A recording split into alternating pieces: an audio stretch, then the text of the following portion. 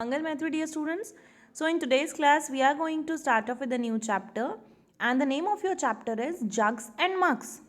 जैसे आपको नाम से ही पता चल रहा है, jugs और mugs, जग और मग में क्या भरते हैं हम? लिक्विड वाली चीज़ें भरते हैं ना, पानी हो गया, ठीक है.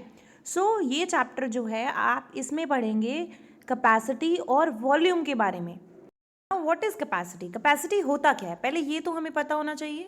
सो capacity is the quantity of liquid that a container can hold.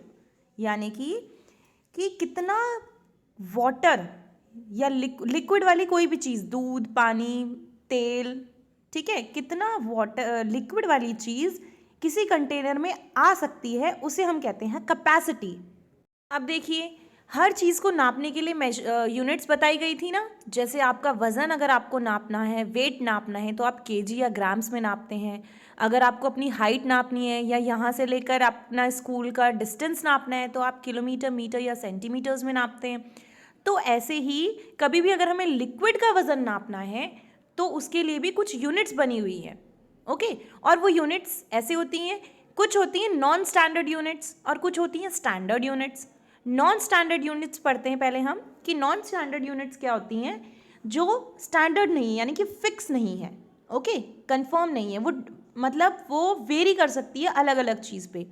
जैसे देखिए, अगर आपको कहा गया है कि 10 ग्लास ऑफ वाटर मिलकर एक बकेट फिल कर रहे हैं, ठीक है, लेकिन अगर दूसरे बच्चे को बोला आपको भी 10 ग्लास ऑफ वाटर से एक बकेट फिल करनी है, और सपोज करिए उनकी बकेट के साइजेस डिफरेंट है या उनके ग्लासेस के साइजेस डिफरेंट है, तो फिर दोनों का मेजरमेंट अलग अलग हो जाती है. ओके, अब देखिए, ये बहुत इंपॉर्टेंट है, ये चीज़ को आप नोट करिए कि जो वॉल्यूम होता है लिक्विड का, वो चेंज नहीं हो सकता.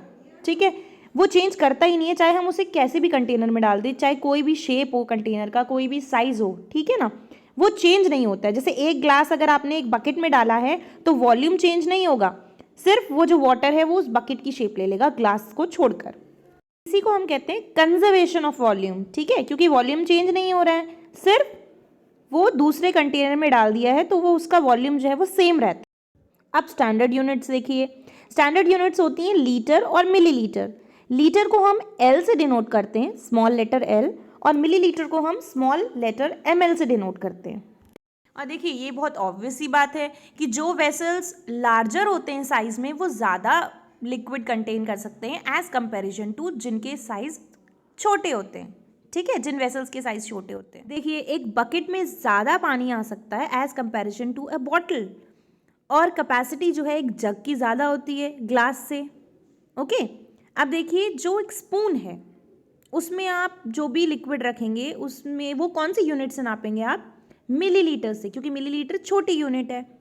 और अगर उसी के कंपैरिजन में देखिए, एक वाटर टैंक है, जो पानी की टंकी हमारे घरों में होती है ना, उसमें अगर पानी भरा हुआ है तो उसको आप कौन सी यूनिट से नापेंगे? लीटर्स से.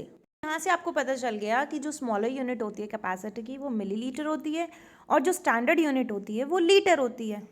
अब हम देखते हैं कि क्या रिलेशन होता है लीटर और मिलीलीटर के बीच में. जैसे मीटर और सेंटीमीटर के बीच में रिलेशन था ना, वैसे ही लीटर और मिलीलीटर के बीच में भी होता है. तो रिलेशन होता है कि 1 लीटर जो है वो इक्वल्स टू 1000 मिलीलीटर होता है. Okay, I hope now you have understood measuring units of capacities क्या क्या होती हैं. Please do the worksheet given with this. Thank you.